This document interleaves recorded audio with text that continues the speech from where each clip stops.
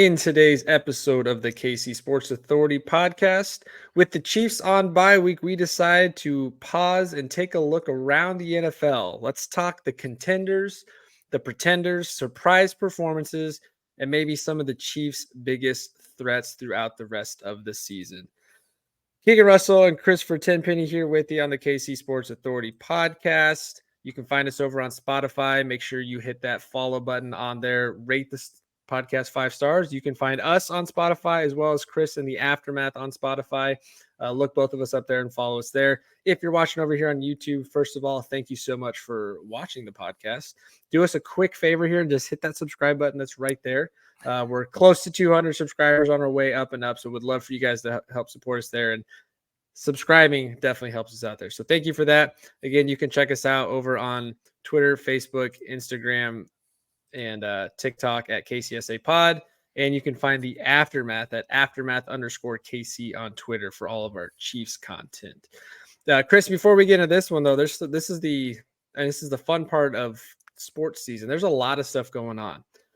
Football, basketball, baseball's wrapping up. We just had our episode with Cody Tapp, just dropped yesterday. So if you guys haven't had a chance to go back and check that out, go do that. A lot of great predictions and fun things there with Cody. We got a chance to talk about some Royals offseason moves with him. That's Cody Tapp of 610 Sports Radio. Be sure to check that out. Of course, we've got several Kansas basketball episodes. It's not too late to go back and watch, even though the season has started. Got 2 episodes there for you, season preview, expectations, all that kind of stuff. And then we'll have a KU Kentucky preview dropping since this will be Tuesday morning game day. So all that coming, plenty of excitement there. But Chris, it is bye week for the Chiefs.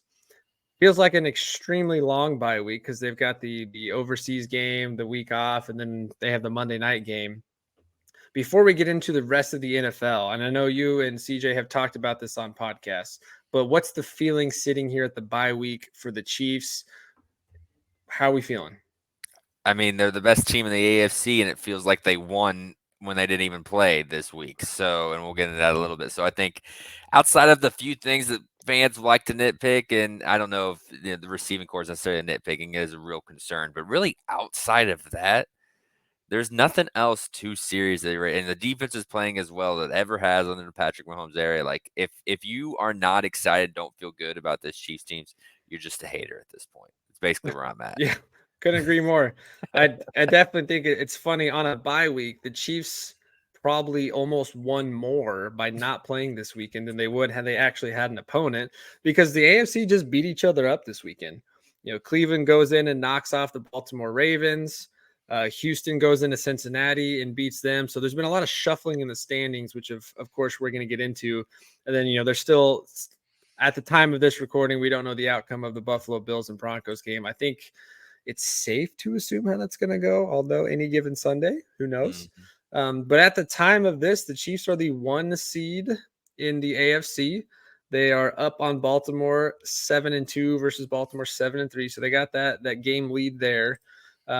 With a full week to still rest up and get prepared for a big time monster matchup against the Philadelphia Eagles next Monday night, which, of course, Chris and CJ will have a fantastic game preview later in the week on the Aftermath. So be sure to come back and check that out later.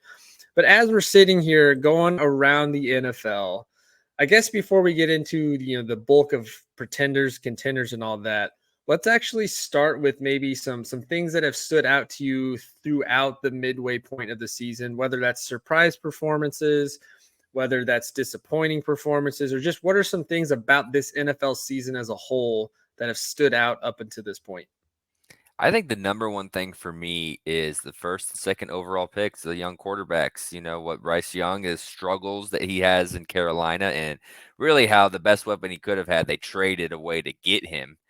And then how he just hasn't looked quite as poised. That was the thing that in Alabama that always impressed me. Like, he was undersized, and you could tell that he maybe wasn't a prototypical NFL quarterback. But dude always seemed to know like where to go with the ball. Nothing ever seemed to get to him. And then you get to the NFL, and it's just been, I think those losses and those struggles are starting to get to him because he doesn't even have that. There's some guys that you can tell they're still learning, and there's those mistakes, but he doesn't even have that confidence right now, which is surprising me a little bit. And then on the other side, you got CJ Stroud, the number 2 overall picks, absolutely balling out, given the media right, exactly, giving the media a reason to even, throw out MVP. I don't know how realistic that is and just a fun overreaction Monday kind I'm of not gonna ordeal. lie, I put some money on it this weekend. Really, really, Not I much, just just a little bit, just in with case. with Lamar and Jalen and Patrick out there, I don't know if I would be able to do that. But like, still, the fact that he's playing well enough to where it is a real conversation for these people, like that's my number one storyline in the NFL outside of some of the better teams. It's just the vast difference of where these two quarterbacks are headed. So coming into the draft, I honestly like CJ Stroud better than Bryce Young. I thought that the measurables were more favorable. I know, with Bryce Young, it was, well, he's always outplayed whatever his measurables suggest. And, but to me, and again, with Ohio State, name how many quarterbacks in the NFL are successful that came out of the Ohio State system. Joe Burrow doesn't count, of course, Right. LSU. But what do you think is different about the two situations here? Why is CJ Stroud outperforming? I mean, because if you look at roster wise, the rosters really aren't that talented on either team. The weapons aren't anything great. Honestly, you could argue that the Panthers have a more reliable receiver and a guy like Adam Thielen. But what do you think is different about these two situations that's letting CJ Stroud flourish while Bryce Young's over here getting beat by Tyson Bagent and the Chicago Bears? It's crazy because Frank Reich is an offensive guy in Carolina and D'Amico Ryans is a defensive guy. But it feels like the head coach is the answer. Like just the preparation for each teams and just like it feels night and day. Like I get that D'Amico doesn't have a huge say in the actual probably play calling and the things that are ran on the offensive side there in Houston, but just from a leadership and just being able to make sure his team's ready to go on Sundays, I think Houston is leaps and bounds further along than Frank Reich and the Panthers are. That'd probably be the Yeah. best guess that I have because, like you said, everything else seems fairly similar. I think you also see it in the culture too. I mean, Yeah, D'Amico Ryans, I think everybody expected when he took over, his old team in the Houston Texans, the team he's played for. I think the expectation was he was going to come in and set the culture as a former NFL player. He's going to be able to connect with the current players. He's not that far removed from the league. So I think that was a big, big impact there. Not that Frank Reich doesn't have that, but to me, it's a lot of it's that culture. And that kind of brings me to another surprise, I guess, here. Um, I guess not surprising that he got fired, but what's going on with the Raiders right now? Josh McDaniels, again, another head coaching job where he doesn't even make it through a season before getting fired. Now, again, this is year 2 for him, but gets fired midseason. Devontae Adams complaining left and right. Nothing exciting about that team over there. And then all of a sudden, Pierce gets bumped up to interim coach, and they're on a 2-game win streak. They're smoking cigars in the locker room. Devontae Adams is the happiest guy in the world, and Aiden O'Connell is fine.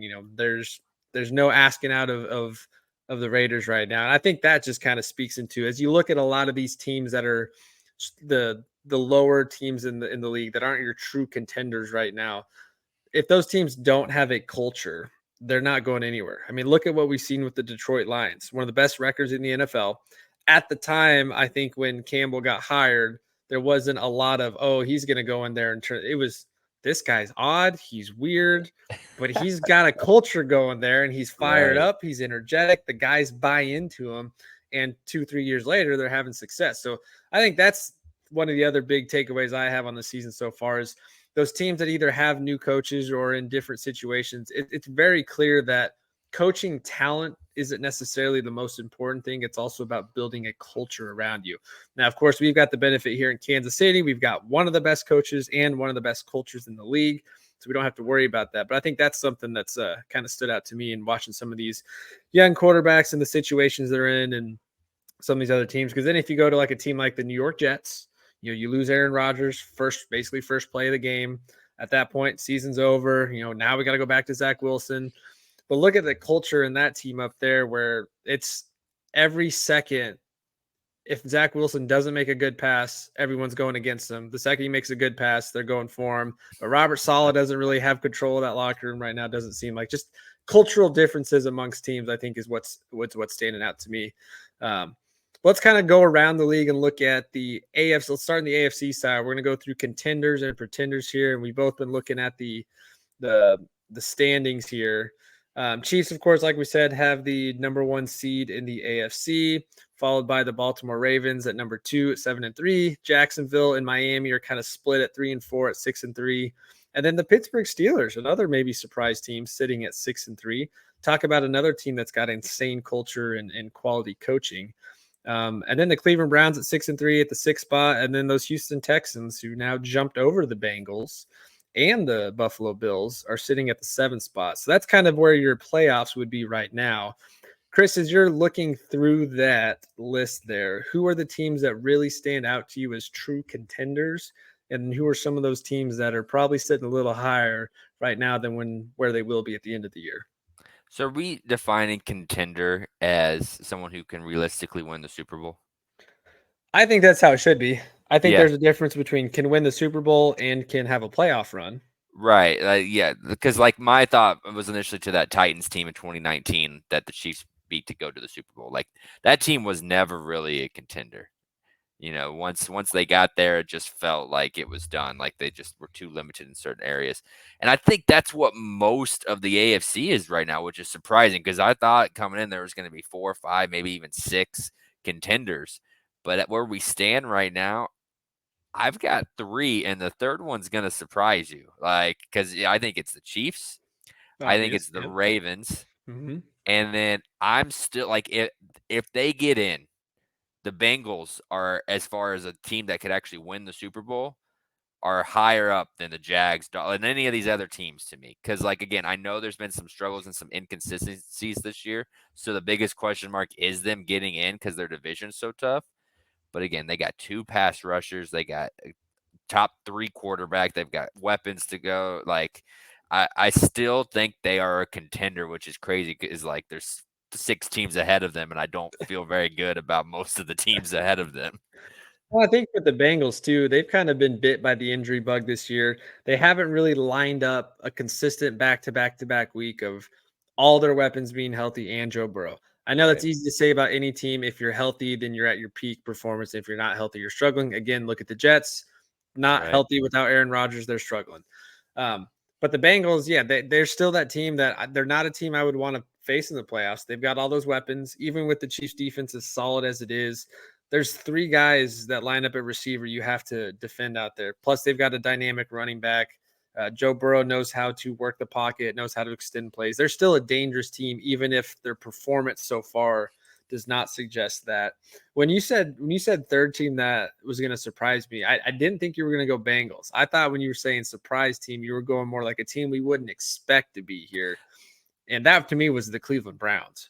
I I just don't take Deshaun Watson seriously whatsoever, but the way that the defense is next to the Chiefs, if not the best or the top 3 best defense in the league, Myles Garrett is playing like defensive player of the year, and Deshaun Watson's getting enough momentum moving forward that they're starting to figure out that offense without Nick Chubb in the backfield.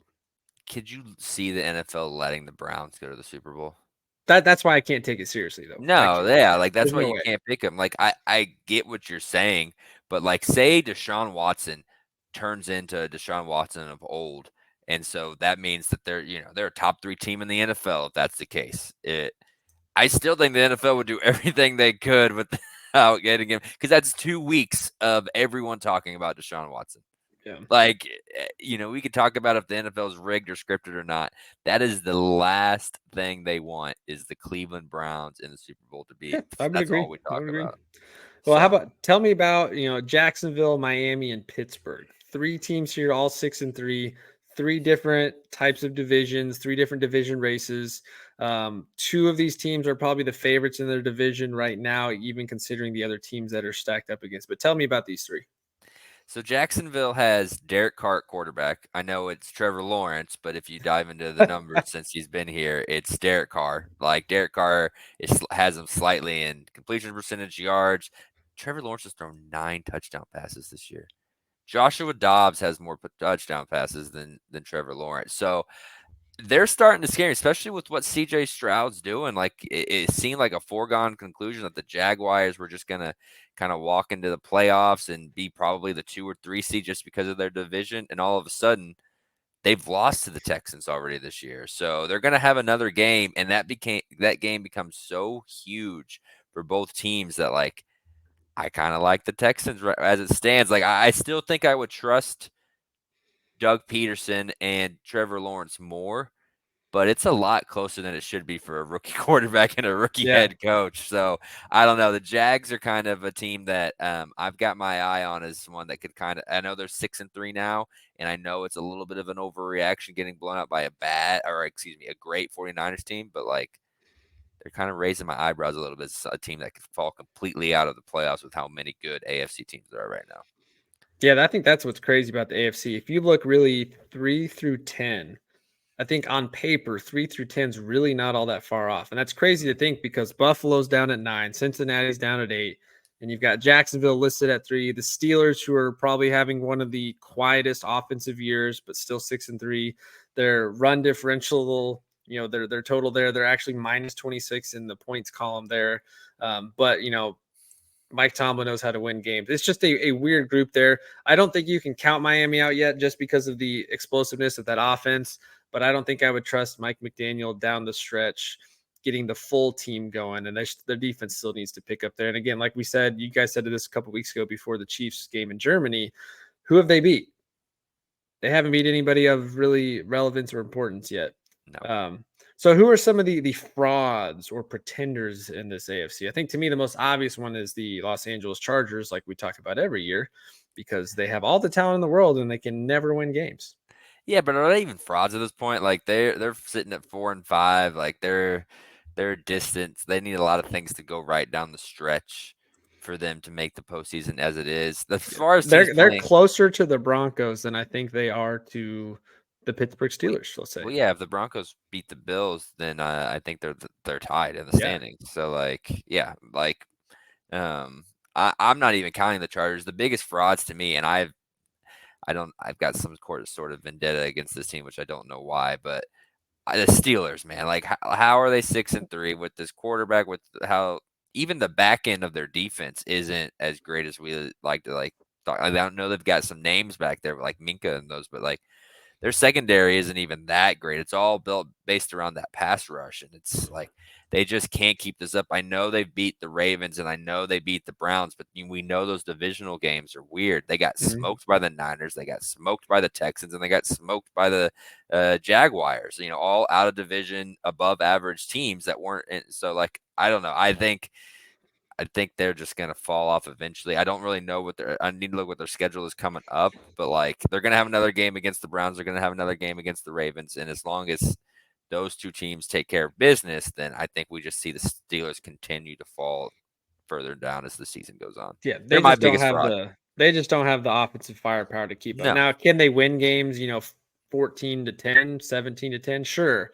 But how often can you do that against teams that are putting up 25 to 30 points consistently? I think I'd agree there. I think, yeah, if you're looking at any other frauds there, I don't want to say the Bills are a fraud, but they show up one week and then they disappear the next. hmm Josh Allen's great, and then he throws 3 picks and 2 fumbles. Stephon Diggs is the real deal, but they just can't piece everything together there. I'm not ready to count them out yet, but they don't look like what the Bills should be. right. But yeah, outside of that, I mean, this is Chiefs, Baltimore, the clear cut at the top. And then I think you still got to, like you said, you still got to worry about the Bengals. But like right now, I think those are the only 2 teams in the AFC that you can probably feel confident in getting to the AFC Championship right now as things stand. Um, but yeah, And let's flip over. Yeah, go ahead. well, I was just gonna last thing I was like this morning or Monday morning there were a lot of talk about a lot of people thought the Ravens were the best team in the NFL, or at least in that conversation. Now everyone's selling them because they lost to a good game against the divisional opponent.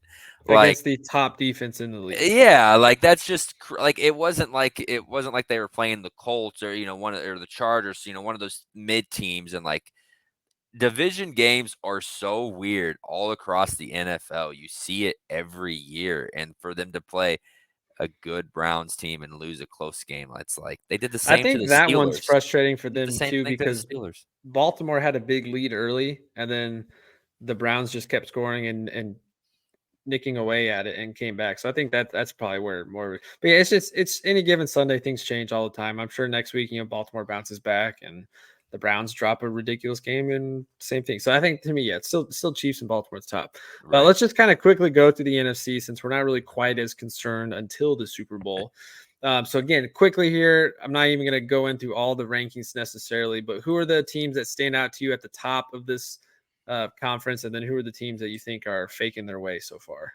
Yeah, I think it's a 4-team race. I went into the season thinking it was 3: the Niners, the Eagles, and the Cowboys, with the Cowboys kind of a distance. But I think the Lions have truly played themselves into a real contender to where they're a team where they've got a quarterback that's been to a Super Bowl. They've got a head coach that's built a great culture. Their defense is a little, hit or miss, but they're starting to get a consistent pass rush, which is really all you need as long as your offense is playing well in today's NFL. So I think the Lions have played themselves up into that 3, and those are the really only 4 teams I see that really can go on a run and represent the NFC in the Super Bowl.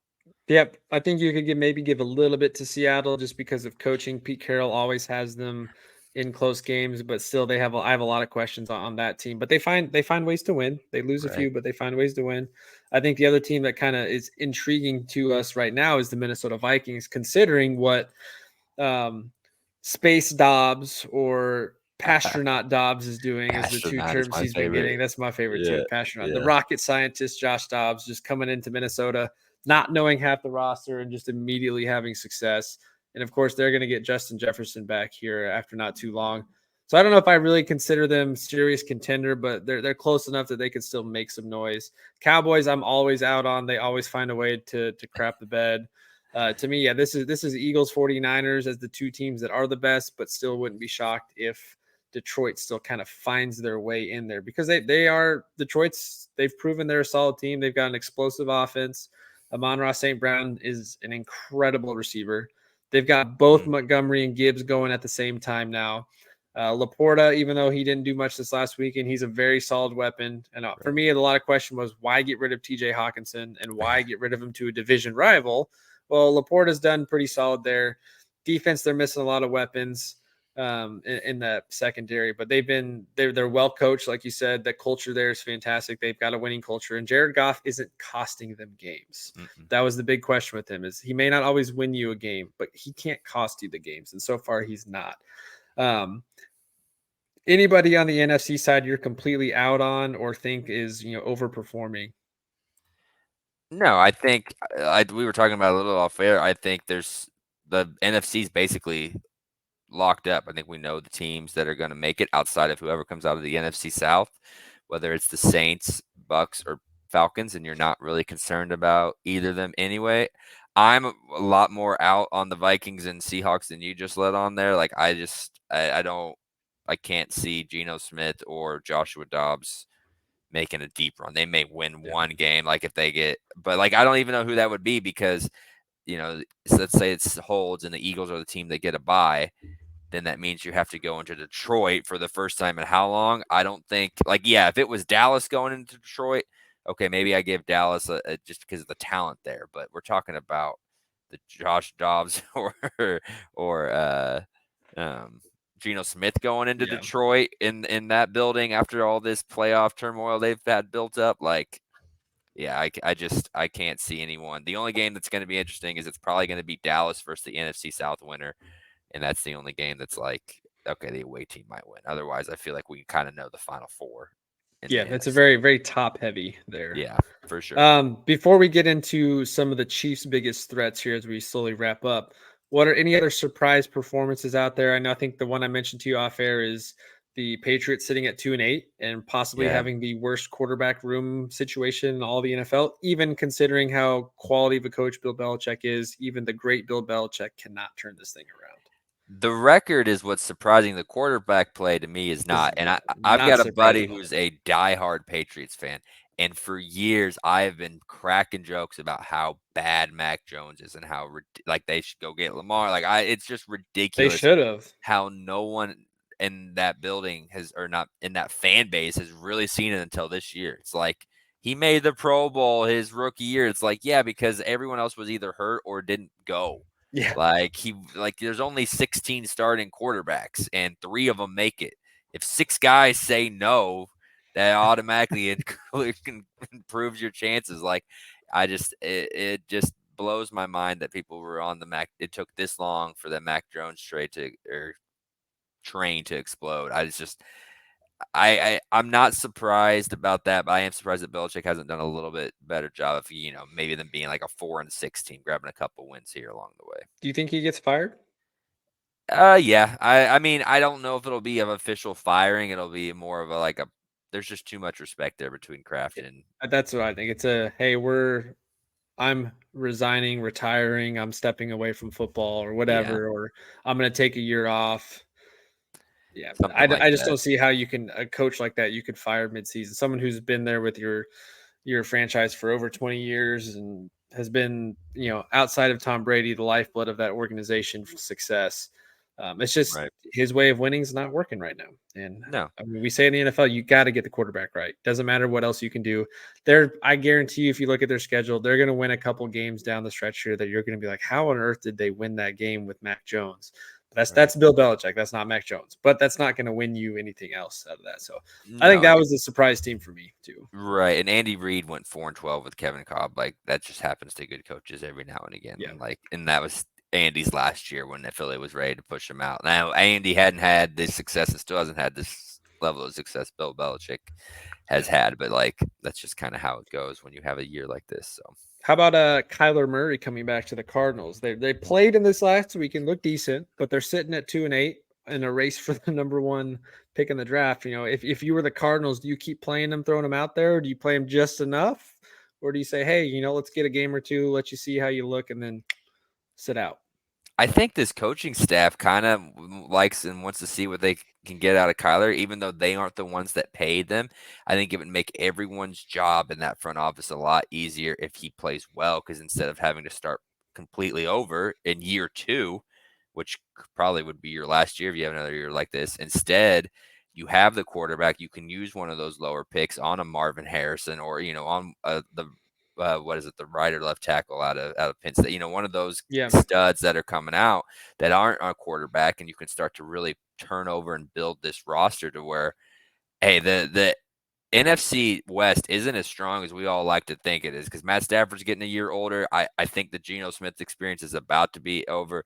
The Niners are a machine, but it's more star driven than quarterback driven. So how much are they still going to be able to pay Yeah. guys? They're So not going to be able to keep up that payroll for another two, right, three, four right. years. It's the best interest of the Cardinals, in my opinion, that Kyler plays well. They keep him, and next year they're a team that can go. You know how fast you can turn things over in the NFL. You have the quarterback right. You make a couple good draft picks. You bring in 2 or 3 signees, and boom, you're a 10-7 team that Yeah. makes the playoffs. So, I think they want him to do well. I think that's where they're headed. They're leaning, actually, is keeping Kyler. And I just kind of come down to how he looks and if he's able to stay healthy down the stretch. I think I would only move on from him if you feel pretty good about a team wanting to take on his contract, just so you free up even more cap space to go Right. get one of the rookie guys and then fill in the rest of the roster with some star talent, because that defense is terrible. They've got nothing on that defense. Right, And the right. one guy they do have in Buda Baker Not doesn't super look happy. like Buda Baker, and Yeah, he wants out. They didn't trade him, and he doesn't really do anything. But all right, let's wrap up this. We got Chiefs' biggest threat down the stretch here. Who is the AFC team? I know we've kind of touched on it, but as we're wrapping up, the 1 to 2 to 3 teams that you still think pose the biggest threat for the Chiefs' playoff and Super Bowl hopes. see, it's got to still be the Bengals, man. I will talk about them forever because, I know the Ravens have the record. They don't have, outside of Zay Flowers, they don't scare me on the outside, and even he's still a rookie with with the Chiefs secondary. And so then you're limited to the run game and Lamar, and we just have seen how difficult it is to beat the Chiefs running the ball. And Like, doing that when it's cold out. Like and Lamar's going to doing have it to with start taking some heavy hits here soon. exactly, whether you're playing in Baltimore or Kansas City, neither place is fun to play in January. So I just yes, all of these teams we talk about could very well beat the Chiefs, but if you had to make me give one team that's the scariest, it's still the Bengals, because not only have they proven that they can, their roster is built to do so. They've got Yeah. 3 receivers, they've got a good running back, and I will keep going back to the edge rushers because it feels like the lot forgotten thing. They've got 2 guys that can pin their ears back and get after you when they need to. So like they're just going to be my team, and I hope that they don't get in. I will be rooting Yeah. for the Ravens Thursday night. That's still, yeah, the Bengals are still the team I would not want to see. I still think there's a little bit with the Bills just from a matchup. They are a team that matches up fairly well with us, but we've seen when we go toe to toe, we still outduel them there, even though our offensive weapons aren't as great this year. But yeah, for me, it's Bengals 1. I would put Bills 2. I honestly would put Cleveland 3 Yeah, over Baltimore just because of that defensive matchup. Baltimore's got a great defense, but I think Cleveland just really frustrates you. And we've right. seen when Mahomes and this offense is really frustrated, they struggle. And Cleveland's offense could do enough if the Chiefs are struggling to make it, a low scoring, 20 to 17, 24-21 type game. Yeah, the Bills aren't in my top 3. I think I would actually go if I'm ranking the teams, I think I would go Bengals, Ravens, Browns, Dolphins, and then maybe get to that Bills, Jags kind of area. I like the Jags defense right now more than I do the Bills, even though I like the Bills offense more. So like they're kind of the Bills are banged up and they're Yeah. not gonna get healthy. So like And Josh Allen just doesn't look like his MVP self that he's no, they put capable him on of. the cover of Madden, and unless you're Patrick Mahomes or Tom Brady, that you get cursed Yeah. by the Madden cover. So Well, cool. I think that's a good place to wrap up there. Midpoint of the season here. Chiefs on a bye week, so we want to kind of talk about the rest of the league. But of course, they've got a big time matchup coming up here down the stretch with the Philadelphia Eagles on Monday night. That's kind of I think, the preview of the Super Bowl rematch potentially. So big time matchup coming up there. Chris and CJ, they'll have a pregame episode for you later in the week, kind of just diving into that matchup. Be on the lookout for that. But yeah, that's going to probably wrap us up here. Just again, reminder, you can find us on Spotify and YouTube. Make sure you're hitting that subscribe button. Share it with your friends. We got a lot of content coming out. We're kind of in the peak of sports season with basketball, football. Chris and I are still going to do plenty of off-season baseball talk for anybody that's interested. We'll probably start as we get more about the offseason, in addition to the episode we did with Cody Tapp, which you definitely should go check out. He had a lot of great oh things, yeah. great insights into some of the potential moves in the offseason, from trades to free agent signings, what to do with Salvador Perez, and a lot of things like that. So go check that one out, and we'll have some more baseball stuff coming up. Chris and I might kind of break down some of the targets we'd like to go after, kind of do some quick rundowns of some players available. And of course, KU basketball season and KU football season. Football, rough weekend, but they have a big time matchup against K-State this weekend. JB and I will have a game preview later this week with former defensive tackle Sam Burt to kind of break down K-State week. We got KU Kentucky at the same time you're watching this. KU Kentucky preview will be out for that big time Super Tuesday matchup at the Champions Classic. So a lot of stuff going on. Best way to stay up to date with all that is to be following us on all of our social medias: Twitter, Facebook, Instagram, and TikTok, which you can see right there on the bottom there at KCSA Pod. Give us a like and a follow on all of those platforms so you'll never miss when a new episode drops and any additional content. And of course, be sure to check out Chris and CJ on the Aftermath at Aftermath_KC on Twitter. Even though we talk Chiefs right here with KCSA, those two guys are heading up most of our Chiefs talk as they're the primary focus for Chiefs podcast. So be sure to check them out, give them a follow as well, and come back for later episodes. So, Chris, you got anything else about the NFL? No, we're just excited to see how the second half of the season plays out. Me too. We got a tough schedule ahead for the Chiefs, but very, very favorable down the stretch to lock up that 1 seed and solidify the season that we're having, give people some more hope for the offseason. So stay tuned for all that, guys. And thanks again for joining us. We'll catch you in the next episode.